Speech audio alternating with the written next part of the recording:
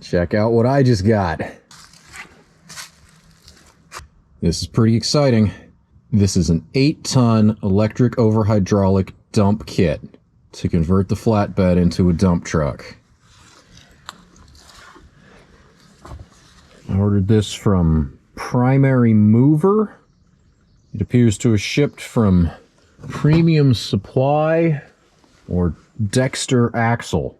This is the PH 516. It's rated for 8 tons depending on the geometry of how you mount it, and my truck goes up to 4, so it should be plenty of margin for anything I want to do with it. So I am super excited for this thing. It's going to be awesome to have, and it's going to be a really fun project to install. I want to tear into it right now and check it out and everything, but first things first, I got to get the truck pulled into the covered shop and cut the bed off. Once we get that done, we'll pull all this out and see what we got.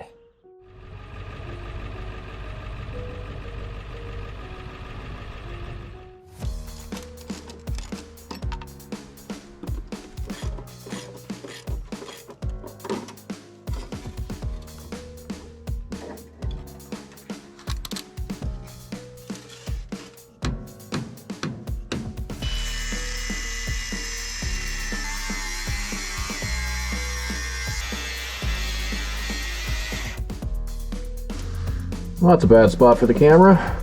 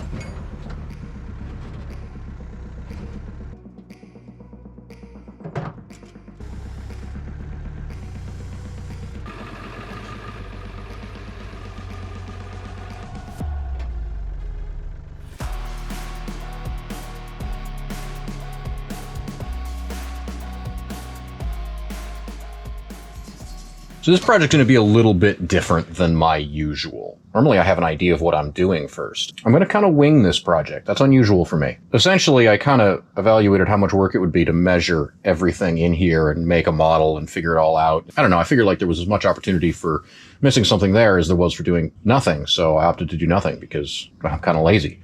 So I took enough measurements to convince myself that it would fit in the space that I had available, and I'm confident enough that I can come up with what I need to come up with to make it work.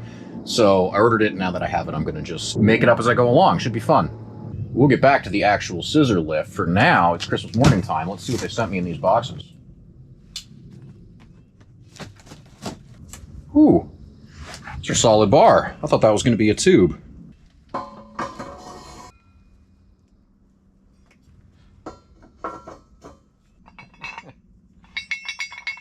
That's a little loosey-goosier than I might prefer. Pretty nice looking welds, though. Cup for the safety. Kickstands. Hook collars. I think these go. Yeah. Stickers. Never have too many stickers. Battery cable. Whip. Think I can figure out those directions. Is that a magnet? Oh, how cool is that? It's got a magnet. Structural bungee cord. Battery hold down, maybe? I don't know what this is going to be for. Hydraulic hoses.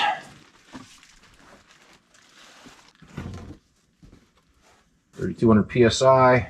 Automatic transmission fluid, or 22 or 32 weight ISO hydraulic fluid. Cool. I think I got some of that.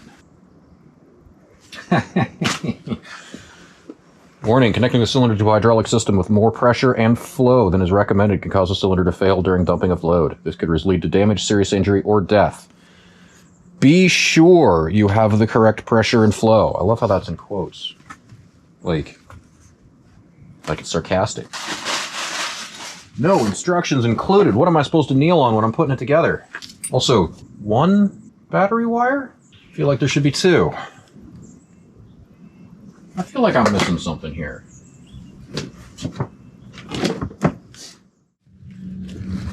All right, just finished talking with the customer service from Primary Mover and point to them. I mean, the best customer service is the one you never have to call, but looks like during freight some bits got lost.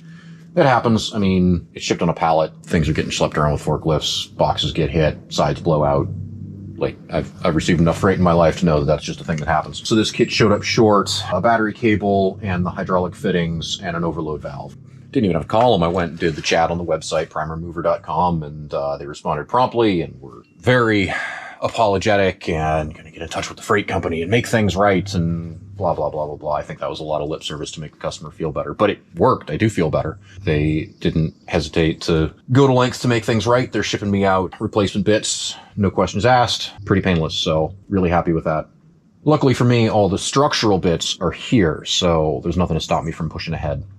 I've been looking at this for a little while, set up as it is. There's two issues. One is that this peak here is too high up off the bed here, so I'm going to have to, or I would have to, cut out some from under the flatbed, which is totally doable. The bigger issue is the kinematics.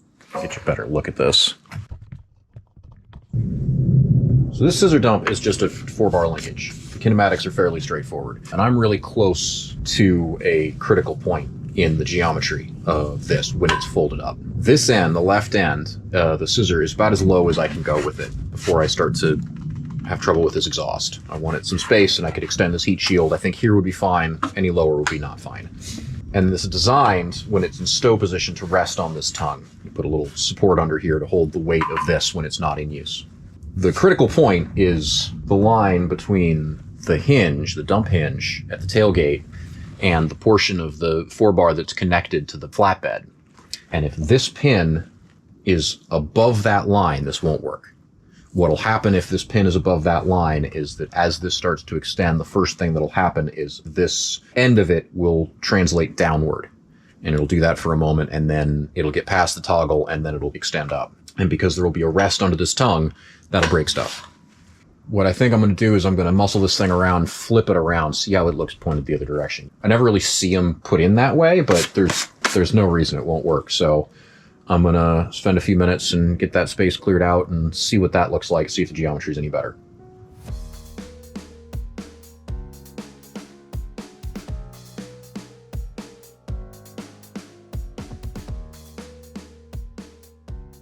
That geometry looks a lot better to me. I think this is where this is going to live. So my frame rails are a fair bit further apart than this was clearly designed for. In fact, I think this was designed to go on a trailer on a cross member so that this piece would be under supported the full length. I got these nice slices of 3/8 angle, and I was thinking I was going to weld that on so it tied in here in a more meaningful way. And I think that would be strong enough for the shear forces involved. But the moment, just wanting to tip in, I don't like resolving that in the sliding interface. So I want to build a bracket in here that will claim the full 8-inch height of this channel here and have some depth of section around the corner so that each of these independently will be a strong cantilever. And then when you slide in this engagement, the deflection of the bracket won't increase the wear in the hinge. That's the plan. All right. Got the pins clamped into a piece of angle iron to hold them concentric, and then measured between them and set them 1/4 inch wider apart than the length of this tube.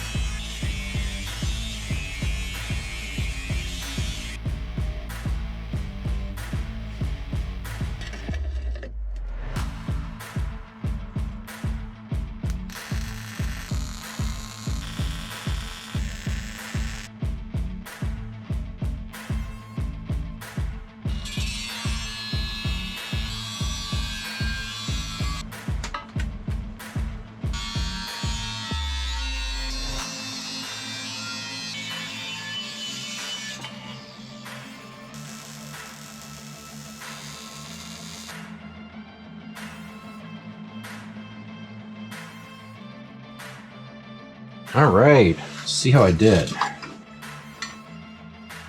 Holy crap, that's pretty good. I thought that was going to spring really bad. Maybe a millimeter of eccentricity. I'm well pleased with that. All right, now these things come off and get drilled.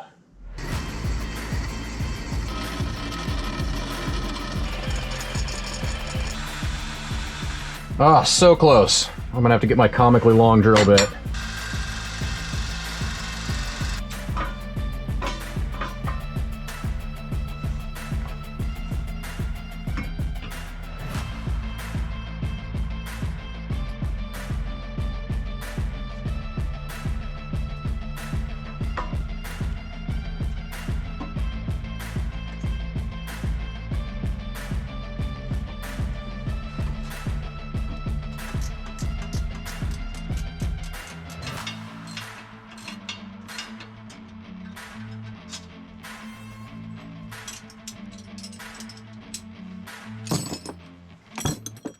Eight bolts, but they're tight now.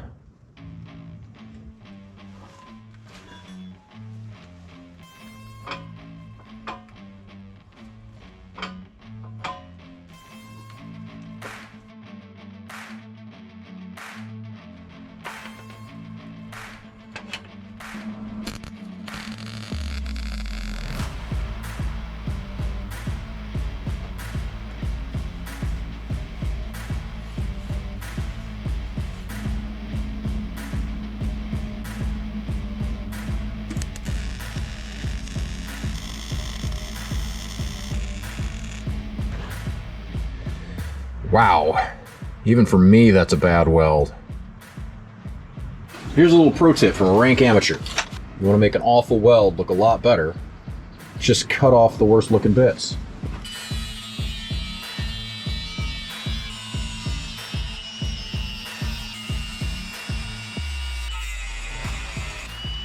Look how much better that looks.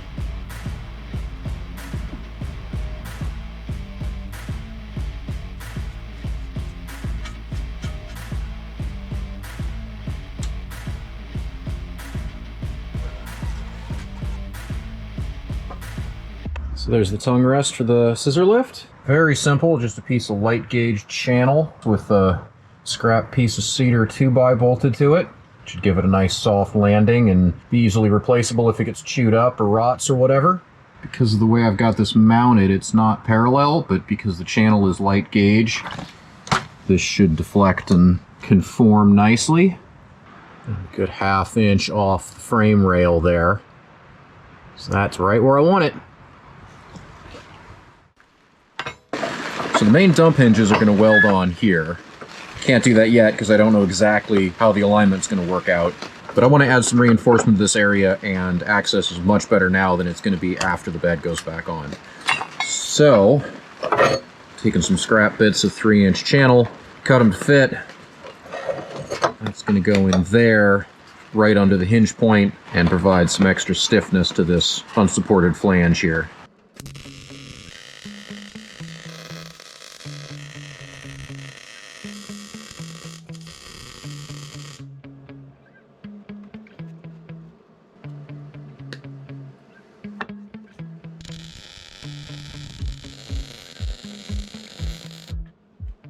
Not my prettiest welds, but considering the access, I think I did pretty good. Other than melting my nippers to the top, that went pretty well.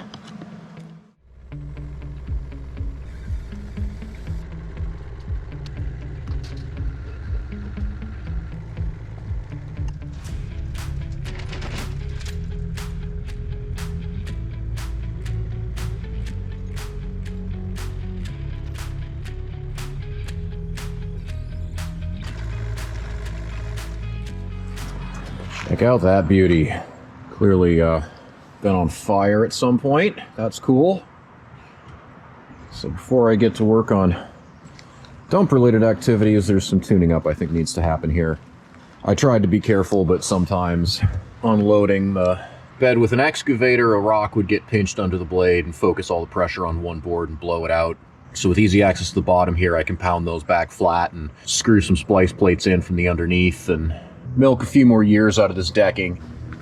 Previous owner clearly went a little nuts with the chain binders on the edges here.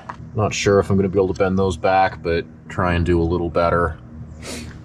These notch reinforcements, I can do better than that. I think I'll remove this janky little ladder. Might remove the box too. Might hammer on that a little bit. I don't really need that area of it, so I may just leave it. Yeah, just gonna tune it up a little bit while I got it here and have better access to it than I ever will again.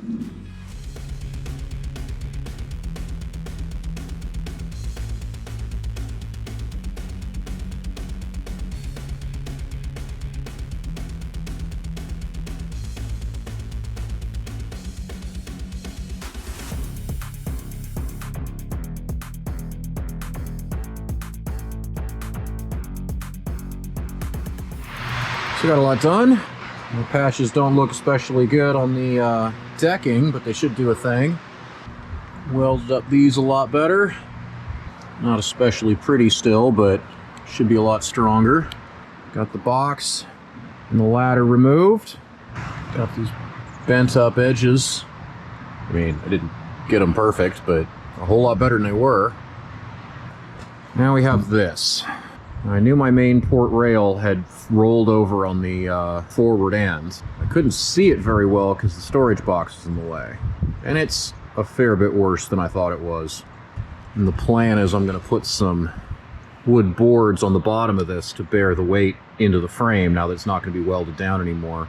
This is rolled for most of that real estate. This is probably a little bit too beefy for me to just wail on with a hammer, get it back. So I think I'm going to cut the flange of this back to where it's straight again. Should give me a free top piece that I can bend back and meet up with this, weld it up. Might work? Let's find out.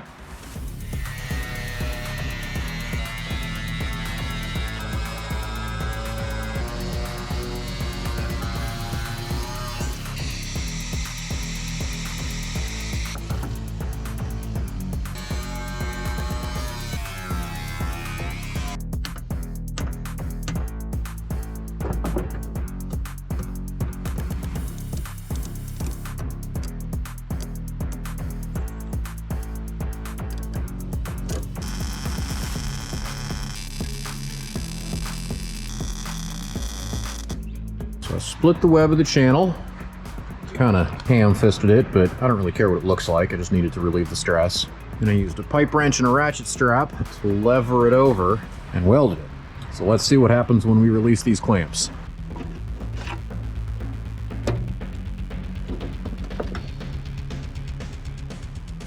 The heel of the flange is actually pretty true.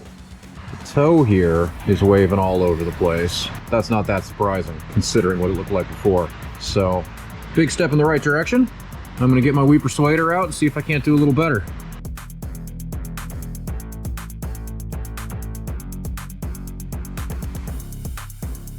So I got the worst of the roll out of this. I just grabbed one end with a pipe wrench and a ratchet strap and rolled it back to vertical. It put a hump in about a foot down the line.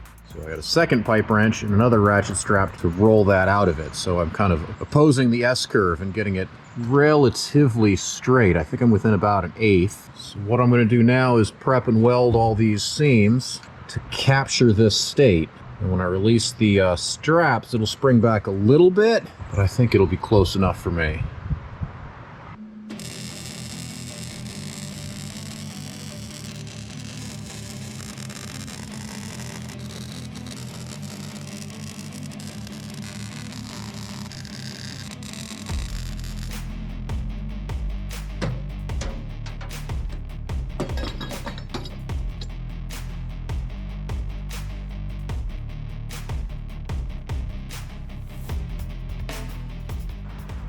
That worked great.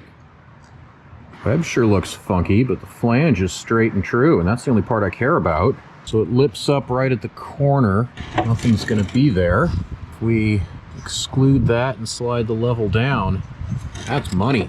Awesome. I'm well pleased with that.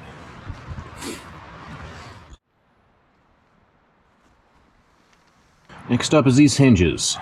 See, I've cut the main flatbed channels back here. so it'll clear the frame of the truck when it dumps. And then I notched it and set in the hinges to put the pivot where I want it.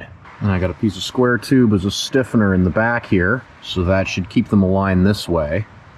And then I've temporarily clamped a straight piece of steel in the bottom here, so that should align them the other way.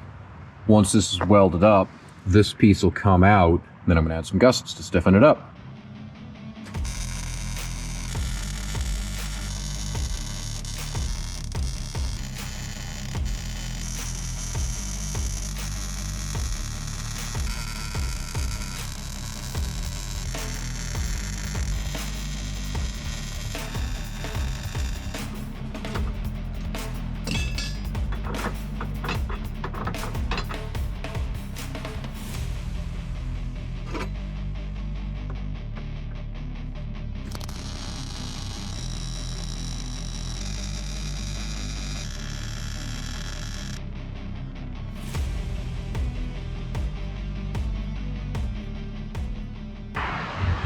For the rest pads, I just cut and drilled a thin piece of plate.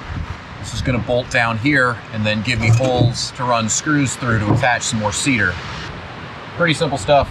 I'm going to position these, clamp them down, transfer the holes, and then go upsize everything to final size. And I should be able to paint and assemble them.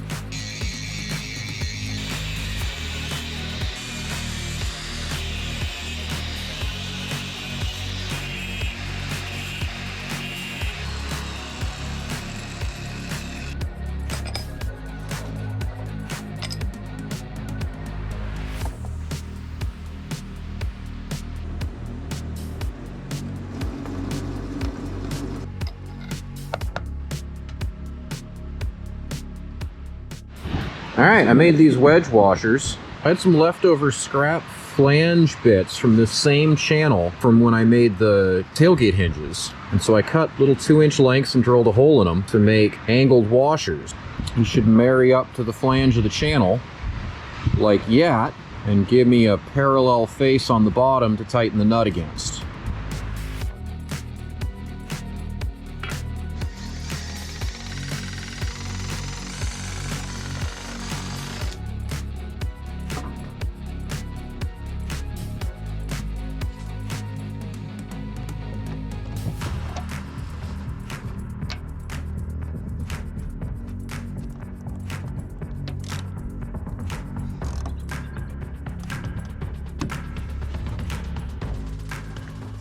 Alright, the manual says to mount the pump and reservoir in a weather-tight enclosure. I think I'm going to do them one better and mount it in the cab. Just enough room here behind the seat for it, and the hoses reach, and the wires don't even close to reach. This was designed for a dump trailer, and it came with 2 little 12-inch wires so that you could put a battery right next to it, and I want to run it off the battery into the hood, so I'm going to have to extend those no matter what. The challenge is bolting it. Only mounting options are those 2 tapped holes on the bottom. I want to mount it to this doubled section of the cab right here, but there's just no way I can get in to tighten those bolts. So here's what I came up with.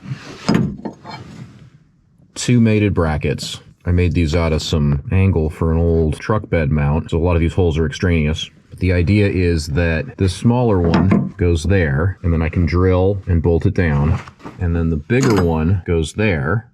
And then when they come together, I can bolt them together here and here, where I can get around the pump with my tools. So that is the plan. It's a lot of monkeying around to get these brackets shaped and drilled and all of that fitting and working. And it's going to be 6 bolts to essentially just get 2 mounting points to thin sheet metal with honk and 3/8 brackets. So it's a little bit silly, but it's going to get the job done, and that's what I need.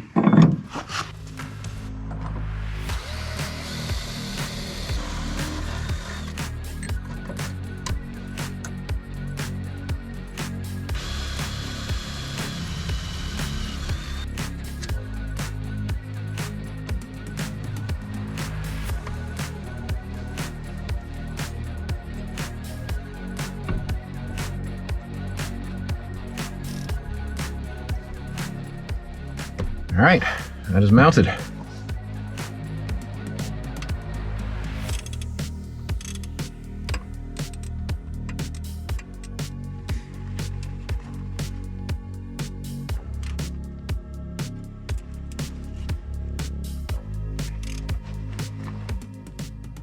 So this kit comes with these battery cables, which, you know, they're pretty nice, but short.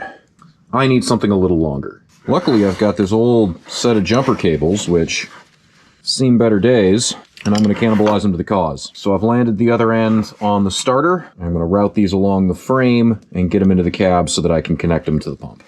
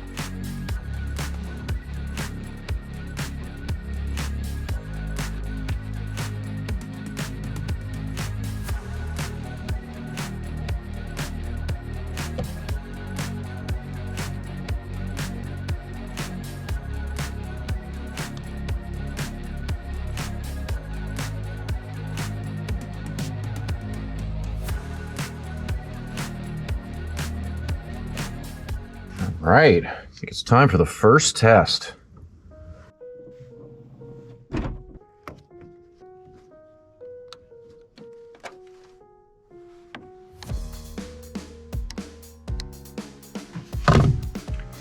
Sanity check. Is the polarity right?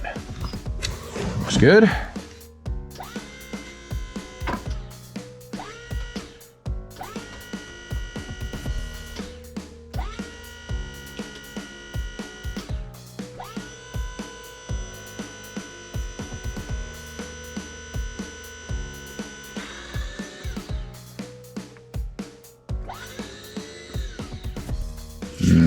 Air in the system? Maybe?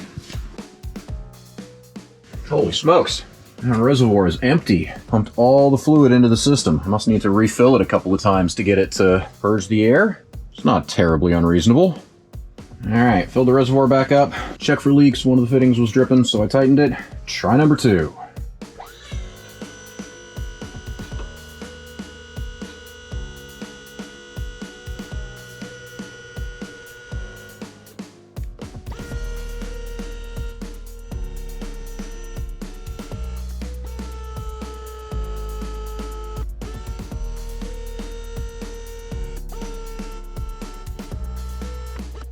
Alright, seems to be working. Yeah, it ate up a fair bit more fluid. I don't know if you can see that on the camera, it's down here. It's supposed to be between those marks. Get that topped up, and then it's on to more fab.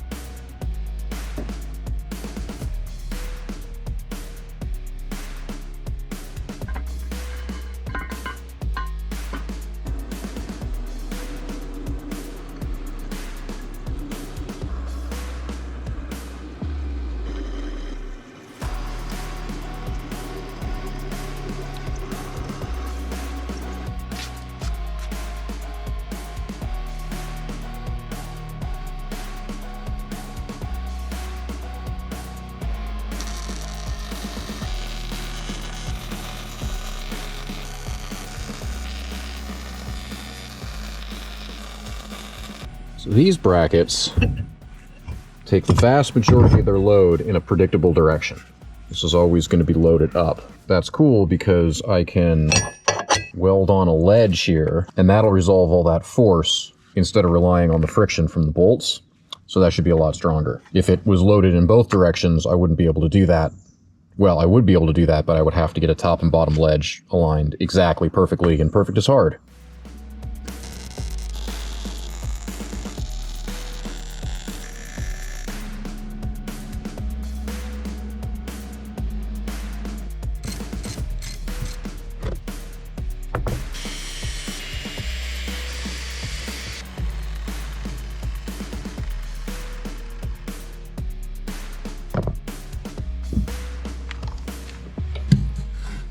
So I got the upper pivot pins aligned and ready for weld. You can see I used the same angle iron V-block setup I used to hold the lower pivot pins concentric as I welded. And then I clamped these pieces of angle to the frame where I wanted them with relation to the hinge, and then used blocks and wedges to set the height.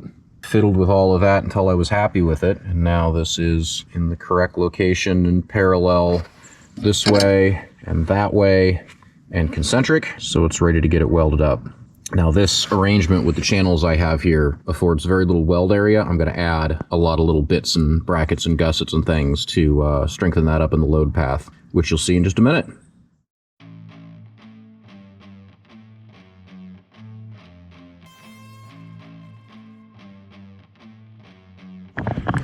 So I did my best to weld anywhere I could get the torch in, but it's a little better than tacks, and the access was bad, so some of them were pretty darn ugly. So the plan is I'm going to reinforce. Got some little pieces of steel there that'll box in the end of this channel and tie it into the flange in a really meaningful way, so that should stiffen that up a lot. I've got a longer one. Not sure if I can get the camera down here. Longer one goes all the way across the bottom. Box that in. And lastly, I'm going to come in the ends and weld that all the way around. And that should tie everything together pretty well.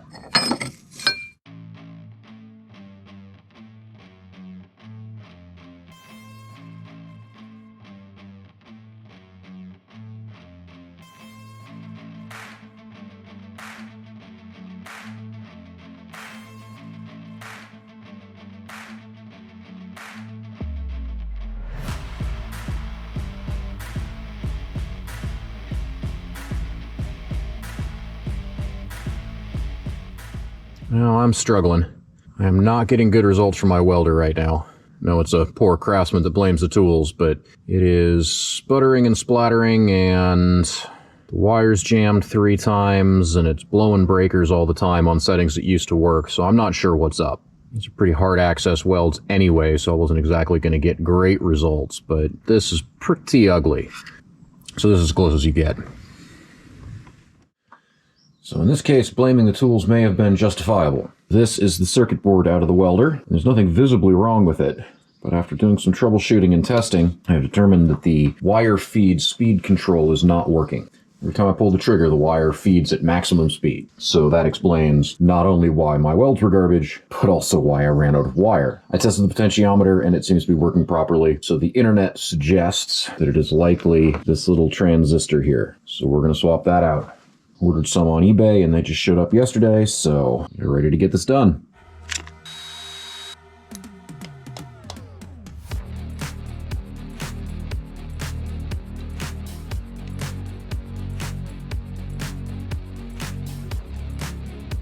All right, let's see how we did.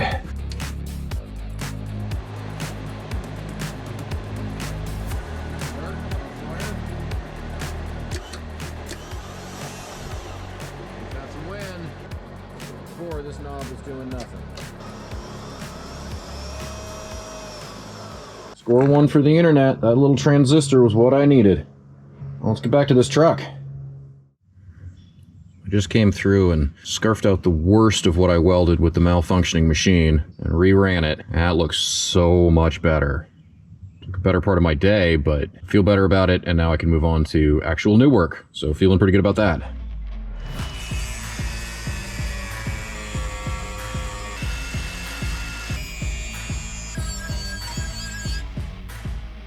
There's Bondo in here. Who did body work on this thing? What were they thinking?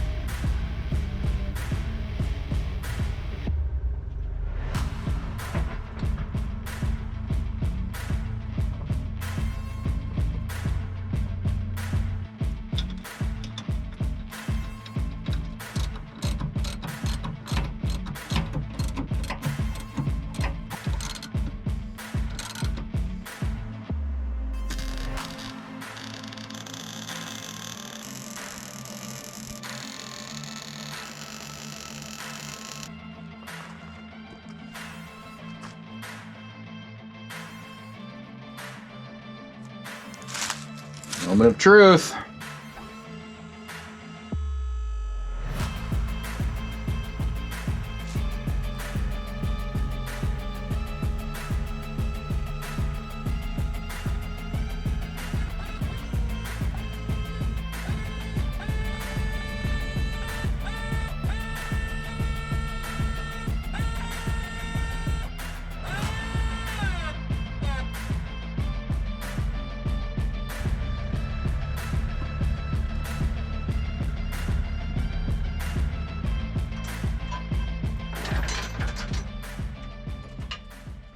Finish welding the hinges, I gotta work underneath this thing. I will later be installing a brace to hold this up for this kind of thing, but it's not in yet. So as a temporary solution, I've got the excavator placed under it, holding it up, and then as a double safety, wrapped a chain from the frame to the scissor mechanism, which should prevent it from being able to fold up. I'm pretty comfortable with that, so let's finish these welds.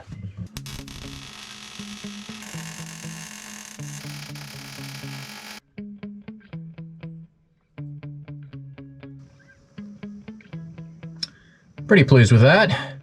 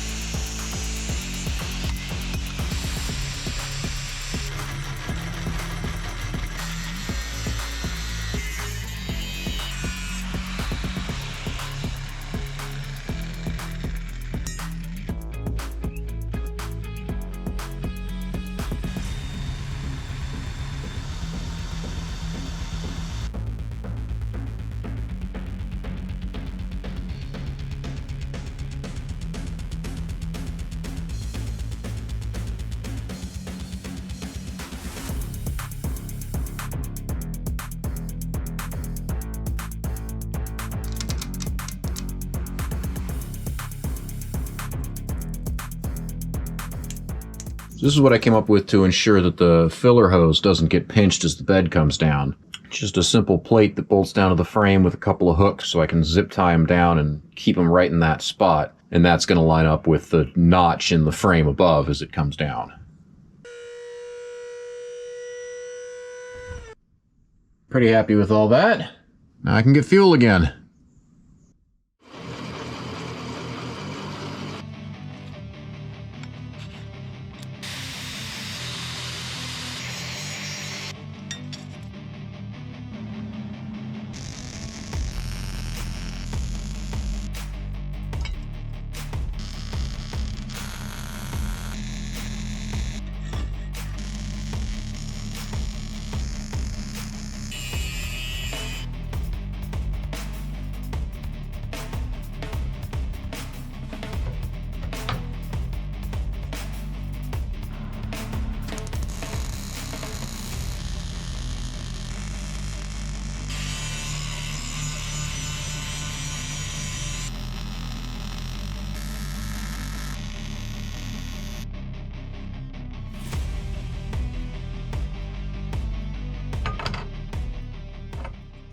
This kit came with a safety stand, but it was designed to work with a trailer frame, which is pretty different from this truck frame. So I would have had to modify it a fair bit, which is fine, but on top of that, I wasn't super impressed with the construction of the thing. So I decided to make my own whole cloth. And what I came up with is there's some nice big 3/4 inch holes in the frame at a convenient spot. So I made some struts with a 3/4 inch pin that can fold up.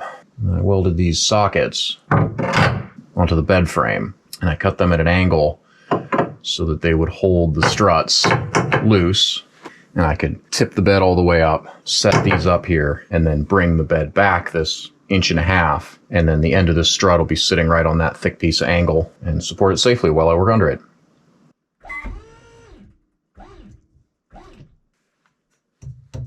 Like so. And then I won't have to get the excavator and the strap every time I want to work. And then when I'm done, I just go up, pull these back down. They still need to rest in the stow position, but it's not quite time to make those yet.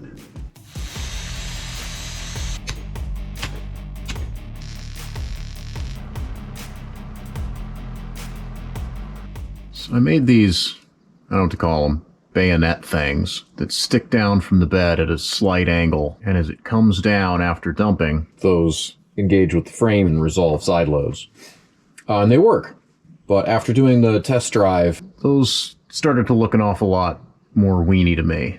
So these are adequate for the loads involved, but just for my peace of mind, so I'm not worrying about it while I'm driving around, I've decided to install a redundant secondary set of guides. And those are going to go down here on the main brackets out of this 3/8 angle, which is pretty skookum stuff. And so I've kerf bent the tops that'll guide in as the bed seats. So next I'm just going to align these and fully weld them. It should be a very sturdy secondary set of lateral restraints for this bed.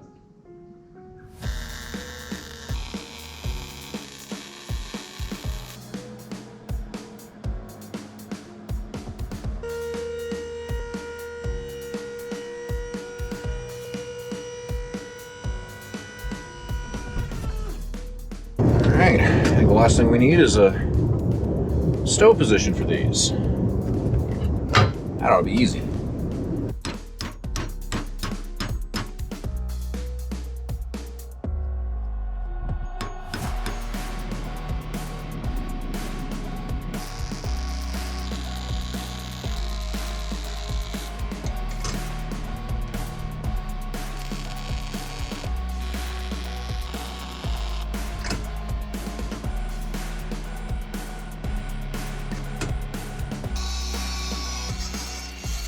That'll do. Just need to throw some paint on this and then it's time to try it out.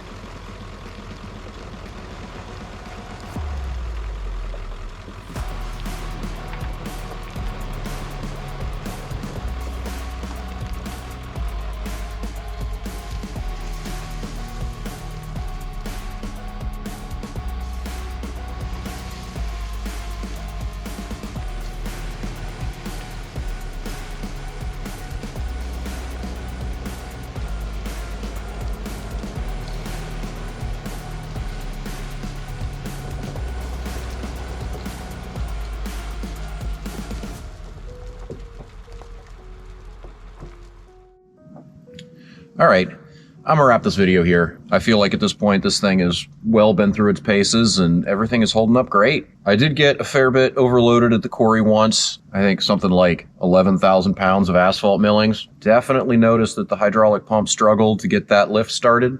But for my purposes, that's fine. That's more than I should be doing anyway. So it did it. That means I got margin. I do feel like the 8-ton rated load on this thing is, let's just call it optimistic. But to be fair, that's just me guessing. I've never had it up that high, and I've never had it not work, so who am I to cast shade? For my purposes, this unit is plenty big enough and performing really, really well. The only other thing is there's a little bit of a relative stiffness problem. It's a little hard to explain. Maybe I'll just show you.